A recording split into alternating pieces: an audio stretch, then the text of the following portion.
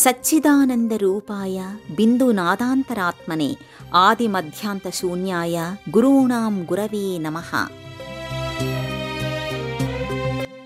భారతీయ ఆర్ష జీవన సంవిధానంలో గురువుకు ఎంతో ప్రశస్తి ఉంది. గురువు లేని విద్య గుడ్డి విద్య అంటారు. ఏ విద్యను అభ్యసించాలన్నా గురువు అనుగ్రహం తప్పనిసరి. ఆధ్యాత్మిక జీవన సంస్కృతికి గురువు మార్గదర్శి. అలాంటి ఎందరో గురువుల సమాహారంతో ఈ దివ్యధాత్రి అలంకృతమయ్యింది. సమస్త వేదాలలోని సారం, ఆధ్యాత్మిక చింతన గురువుల ద్వారా ఈ జాతికి అవిచ్ఛిన్నంగా అందుతోంది. ఆ నేపథ్యంలో ఎన్నో మఠాలు, పీఠాలు ఆవిష్కారమయ్యాయి. సనాతన ధర్మ పరిరక్షణ కోసం దాదాపు 1300 సంవత్సరాల క్రితం గోకర్ణ సమీపంలో 8వ శతాబ్దంలో జగద్గురువు ఆదిశంకరులు శ్రీరామచంద్రపుర మఠాన్ని స్థాపించారు.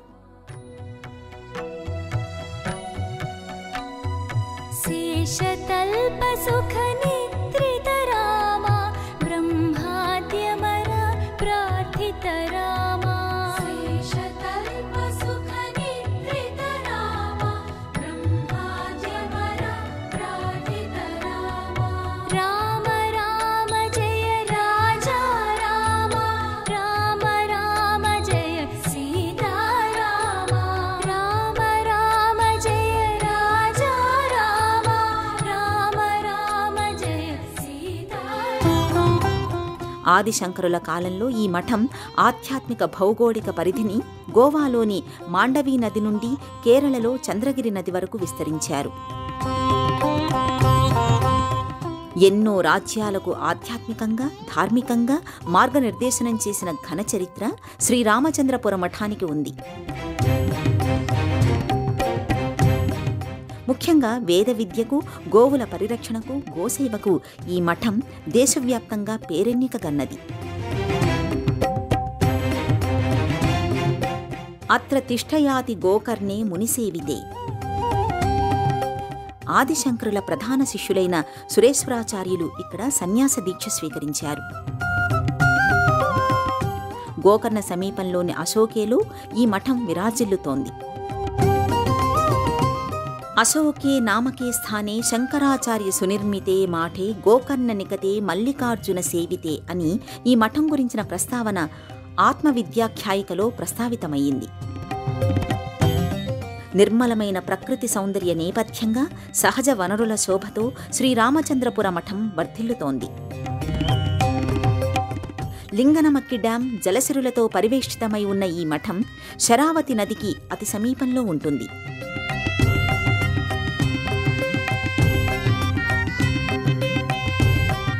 అభయారణ్యం మధ్యలో సహజ ప్రాకృతిక అందాల నేపథ్యంగా ఆధ్యాత్మిక యశస్సుతో శ్రీమఠంగా ఈ పీఠం తేజరిల్లుతోంది. గోకర్ణానికి 3 కిలోమీటర్ల దూరంలో ఉన్న ఈ మఠం సహజ వనరుల సౌందర్య నేపథ్యంగా మనోహ్లాదాన్ని, ఆధ్యాత్మిక తేజస్సును ప్రకటిస్తోంది.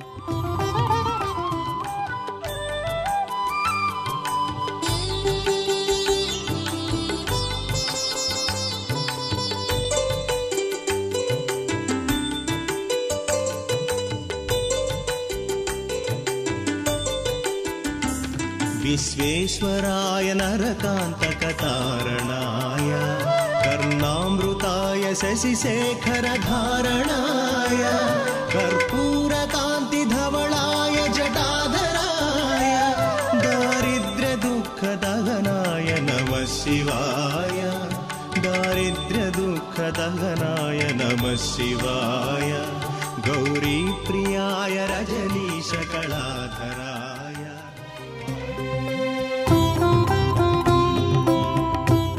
కర్ణాటక రాష్ట్రం షిమోగా సమీపంలోని హొసనగర తాలూకాలో ఉన్న రామచంద్రపుర మఠం ఎంతో విశేషమైనది.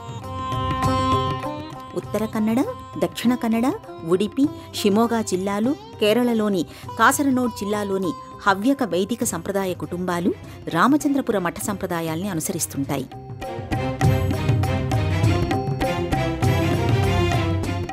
గోకర్ణ సమీపంలో ఉన్న ఈ మఠాన్ని జగద్గురువు ఆదిశంకరులు స్థాపించారు. రామచంద్ర మఠాన్ని మొదట రఘోత్తమ మఠంగా వ్యవహరించేవారు. ఈ మఠానికి పీఠాధిపత్యం వహించేవారు తప్పనిసరిగా హవ్యక సంప్రదాయానికి చెందిన వారే ఉండాలనే నియమం ఉండేది.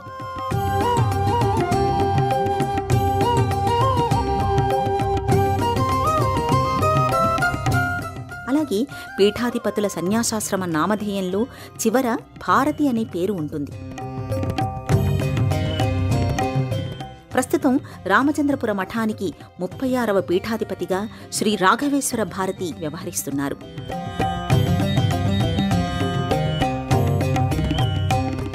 ఆది శంకరాచార్యులు తన శిష్యుడైన శ్రీ విద్యానందుణ్ణి మఠానికి మొదటి పీఠాధిపతిగా నియమించారు. అలనాటి నుంచి అవిచ్ఛిన్నంగా ఈ పీఠానికి గురు పరంపర కొనసాగుతోంది.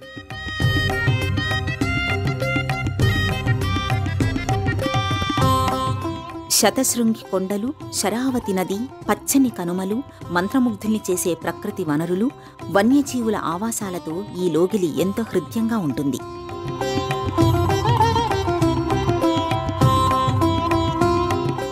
మృగవనిగా, జింకలకు నిలయంగా ఈ ప్రాంతం ఖ్యాతిగాంచింది. ఒకప్పుడు క్రూర మృగాలు, జింకలు, ఆవులతో సామరస్యంగా చెలిమి చేసిన ఈ ప్రదేశం ఆదిశంకరుల్ని ఎంతగానో ఆకర్షించింది. ఆదిశంకరుల సంకల్పం వల్ల ఇక్కడ శ్రీమఠం స్థాపితమై విరాట్ ఆధ్యాత్మిక చైతన్య స్ఫూర్తిని ప్రపంచానికి అందిస్తోంది.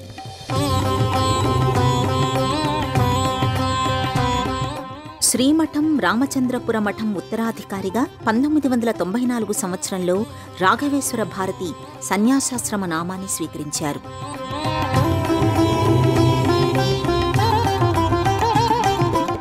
రాఘవేంద్ర భారతి మహాస్వామీజీ నుంచి సన్యాసం తీసుకున్న ఆయన పూర్వాశ్రమం పేరు హరీష్ శర్మ.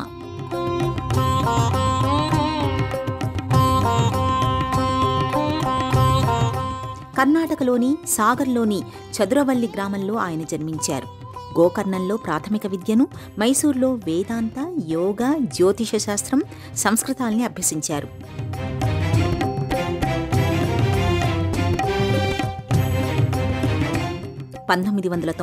సంవత్సరం ఏప్రిల్ 28న రాఘవేంద్ర భారతి మహాస్వామి సద్గతి తరువాత పీఠాధిపతిగా నియమితులయ్యారు. ఆదిశంకరులు నిర్దేశించిన గురు పరంపరను అనూచానంగా కొనసాగుతోన్న సంప్రదాయాల్ని ప్రస్తుత పీఠాధిపతి కొనసాగింపచేస్తున్నారు.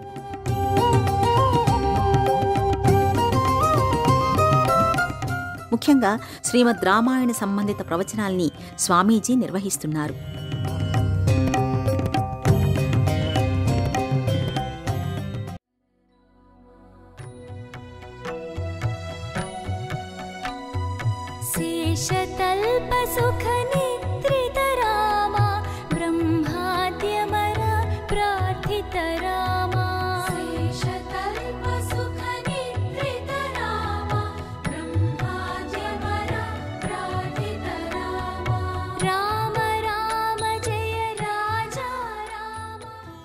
ముస్తీ భిక్షే యోజన పేరిట ప్రతి భక్తుడు మఠానికి కానుకగా ప్రతినిత్యం ఒక పిడికెడు బియ్యాన్ని తీసి ఓ సంచిలో వెయ్యాలి. అలా కొన్ని నెలలు గడిచాక సేకరించిన ఆ బియ్యాన్ని శ్రీమఠానికి సమర్పించాలి. ఈ బియ్యాన్ని అన్నదానానికి వినియోగిస్తారు.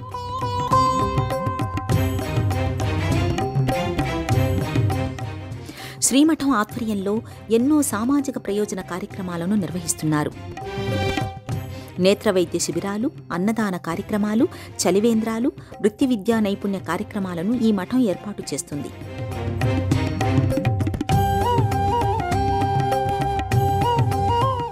అభయారణ్య ప్రాంతమైన కోడచాద్రి పరిసర ప్రాంతాల్లో మైనింగ్ని వ్యతిరేకిస్తూ పర్యావరణవేత్తలు ఉద్యమాన్ని చేపట్టారు. ప్రకృతి పరిరక్షణ, పర్యావరణ స్పృహను ప్రచారం చేయడానికి సహజ వనరుల్ని కాపాడుకోవాలనే ఉద్దేశంతో శ్రీరామచంద్రపుర మఠం పర్యావరణవేత్తలకు మద్దతు ప్రకటించింది. అక్రమ మైనింగ్ ఆపేంత వరకు శ్రీమఠం పోరాడి విజయం సాధించింది. వివిధ సందర్భాలలో కర్ణాటక, కేరళ వ్యాప్తంగా సంభవించిన వరదల్లో వరద బాధితులకు శ్రీమఠం విశేషంగా ఆర్థిక సహకారాన్ని అందించింది. సహాయ పునరావాస కార్యక్రమంలో మఠానికి సంబంధించిన భక్తులు, శిష్యులు పాలు పంచుకొని బాధితులకు అండగా నిలిచారు.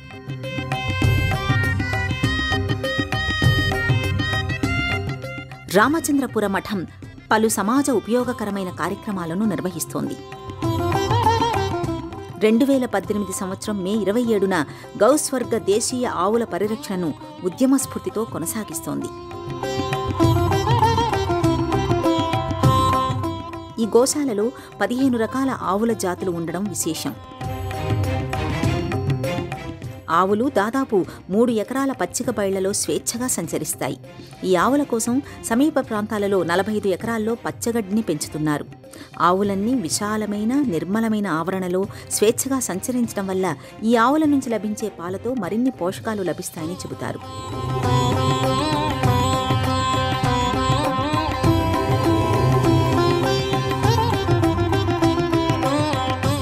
విష్ణుగుప్త విద్యాపీఠం పేరిట రాఘవేశ్వర భారతి స్వామి విద్యాసంస్థను స్థాపించారు. మన ధర్మం, సంస్కృతి, సంప్రదాయాలను భవిష్యత్ తరాల వారికి అందించాలని, వర్తమానంలో వీటిని అందరిచేత ఆచరింపచేయాలనే లక్ష్యంతో ఈ విద్యాసంస్థ ఏర్పాటయ్యింది.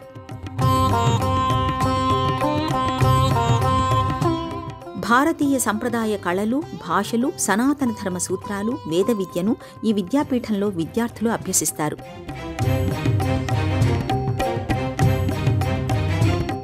రామచంద్ర మఠం అనేక విద్యాసంస్థల్ని నిర్వహిస్తోంది.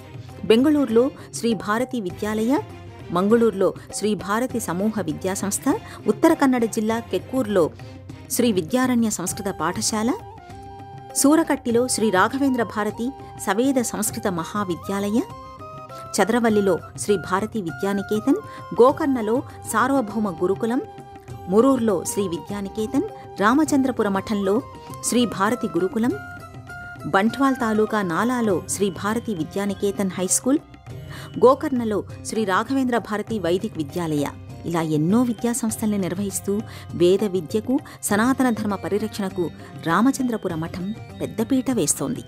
సనాతన విద్యతో పాటు ఆధునిక విద్యను ఈ విద్యాలయాల్లో బోధిస్తున్నారు.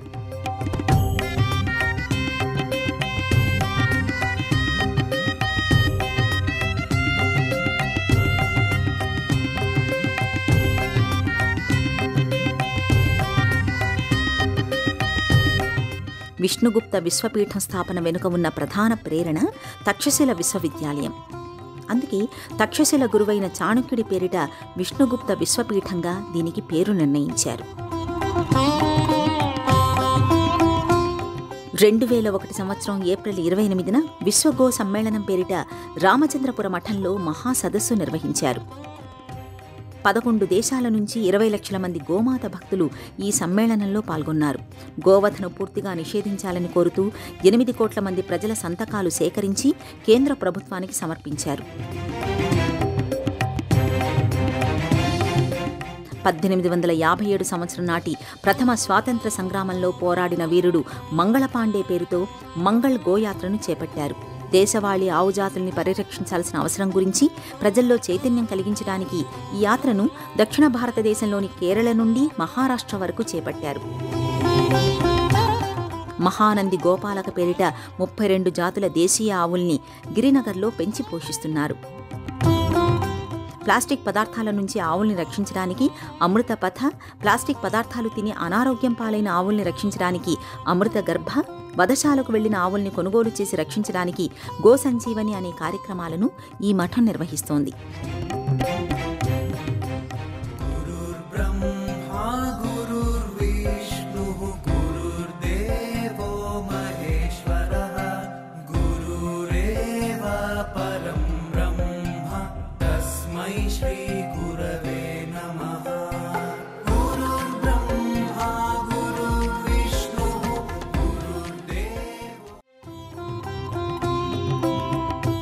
సుప్రీంకోర్టు ఆదేశాల మేరకు 2018 సంవత్సరంలో నవంబర్ నెలలో గోకర్ణంలోని మహాబలేశ్వర్ ఆలయ నిర్వహణ తిరిగి శ్రీ రామచంద్రపుర మఠానికి సంక్రమించింది.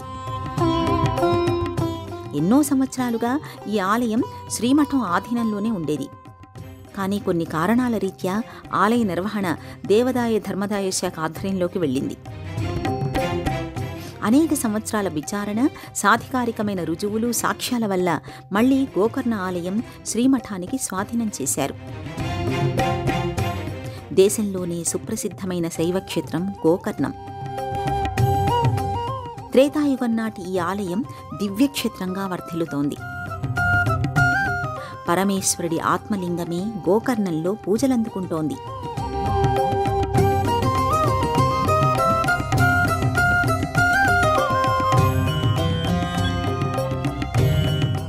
శివలీలా వినోదం, విష్ణుమాయా విలాసం, గణపతి చాతుర్యం సమ్మిళితమైన ఈ సన్నిధిలో రావణాసురుడు భంగపాటు చెందాడు. ఆత్మలింగం కైలాసం నుంచి దిగివచ్చి భువిపై గోకర్ణంలో ప్రతిష్ఠితమయ్యింది.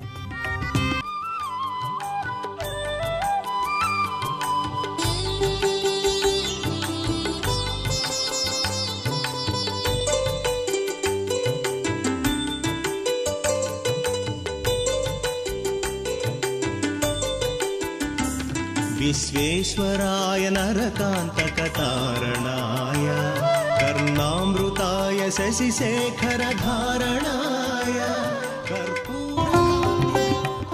గోకర్ణ క్షేత్ర పీఠాధిపతులుగా రామచంద్రపుర పీఠ మఠాధిపతులు కీలక భూమిక పోషిస్తున్నారు.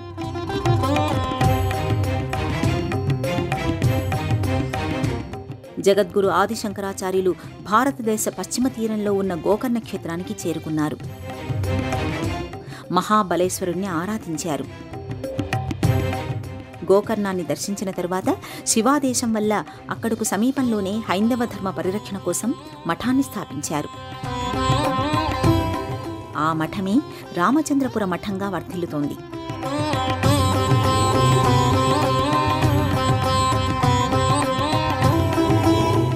రామచంద్రపుర పీఠాధిపతి అందించిన సందేశ సమాహారం, స్ఫూర్తి మంత్రాలై వర్ధిల్లుతాయి.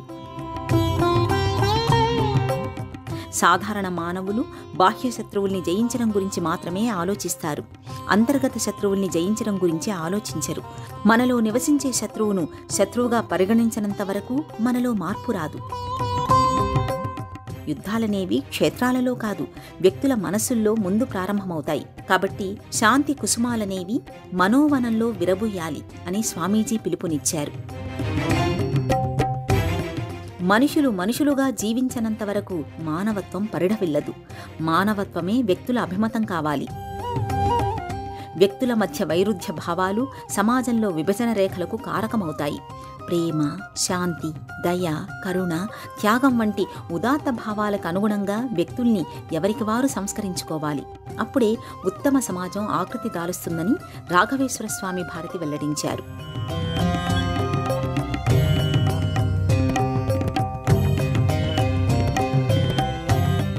ఆదిశంకరుల దివ్య సంకల్పంతో సాకారమైన దివ్య సన్నిధానం శ్రీరామచంద్ర మఠం.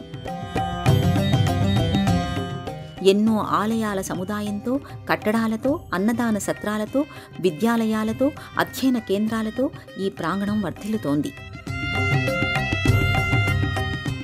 గోసేవ, సత్సంగం, వేద విద్య, సామాజిక సేవ, ఆధ్యాత్మిక చింతన, వృత్తి నైపుణ్య శిక్షణ, యువజన వికాసం, ఆలయాల నిర్వహణ, పర్యావరణ పరిరక్షణ, సహజ వనరుల రక్షణ ఇలా ఎన్నో విభిన్న అంశాలను ఏకీకృతం చేస్తూ శ్రీరామచంద్రపుర మఠం కొనసాగుతోంది.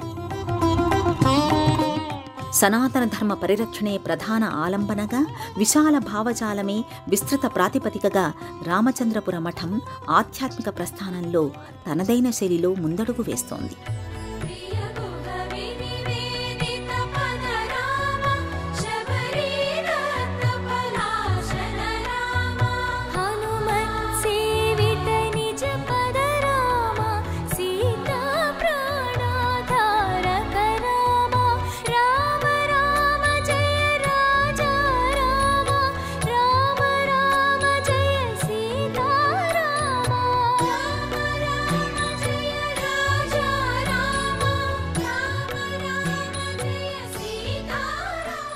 ఈ కార్యక్రమాన్ని తిరిగి చూడాలనుకుంటే www.youtube.com/@ETV Life Spiritual లో చూడవచ్చు.